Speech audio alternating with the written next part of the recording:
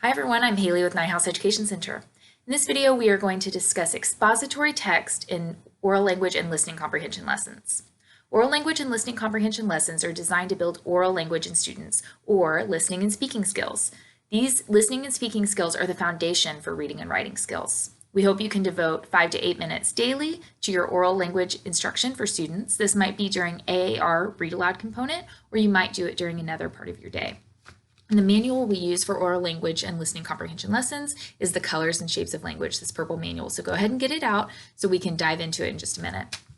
When we're talking about expository text, we're talking about elements of a text that include a subject, a main idea, supporting ideas, and details.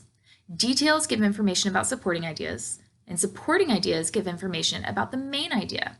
Sometimes supporting ideas are mistaken for the main idea, but you probably will have multiple supporting ideas in a passage.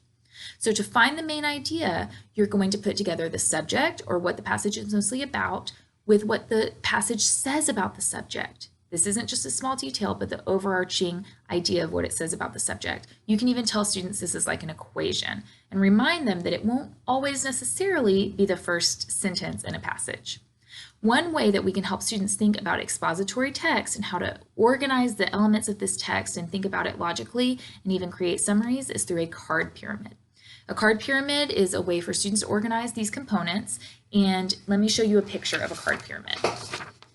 The first row, you have a main idea. Then you have supporting ideas. There may be 3, 4, 5, it depends on the passage. And then you'll have details. Each of these details is going to connect to the supporting idea, and each of these supporting ideas connect to the main idea. You're going to tell students when they're building their card pyramid that they just need to write down phrases or ideas. These don't need to be incomplete sentences. You might even have multiple details on one card that talk about the supporting ideas. So you're going to give each student a set of index cards. The number of cards that they need is just going to be dependent on the passage and how many supporting ideas there are. Also remember that different passages might be organized in different ways. One student might decide that they want to organize it in a way which has 3 supporting ideas. Another student might organize it in a way that has 4 supporting ideas, or so on and so forth. But anyway, when you're leading students through this idea, they need cards for main ideas, supporting ideas, and details, and they're going to write down ideas from the passage you're reading. Let's dive into our manual so I can show you what I'm talking about.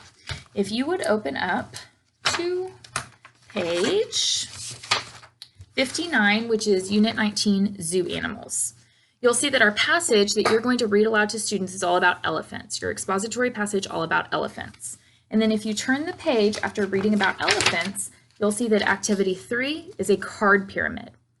And it's going to take you through step by step, A through J, all of the steps of going through a card pyramid with students. Of course, the first time that you do this process, the first few times you're going to do step by step, modeling everything, really guided instruction. And then as students become more used to this process, you can slowly gradually release the ownership of the learning to students.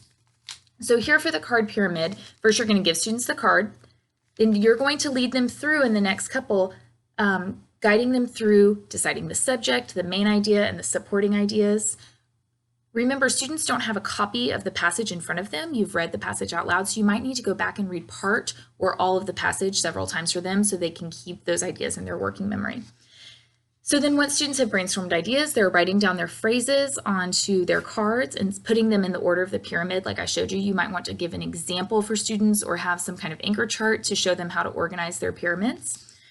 They're doing supporting ideas and details, and then what they're going to do is number their cards. Let me show you again how to number the cards. The main idea is going to be number 1. Your first supporting idea is 2, and the details talking about that supporting idea are 3. Your next supporting idea is 4. The details talking about that supporting idea are 5, and so on and so forth. Once students have their card pyramid built on their desk and they've written down all their ideas, have them number their card pyramid, and then pick these cards up 1 through the end, with 1 being on top, 1, then 2, then 3, and they'll have a stack of cards. The reason we want to have this stack of cards is so that students can then use their card pyramid to summarize the passage. They can flip through the cards like a deck of cards. It will have notes on it. They can turn those notes into oral sentences, and this will help them summarize the passage. Obviously, you'll need to model this, how to turn phrases into sentences, but hopefully students will start to learn how they can turn these into sentences. They can do that as pairs, and then eventually they can take this card pyramid, the phrases they have on their stack of cards, use it as an outline for a written summary, and that will be activity 5. Ahead of time, before you teach this lesson, you need to make sure that you as the teacher understand what the main idea, the supporting ideas, and the details of the passage are. And I want you also to think about, are there multiple ways that you can organize the passage?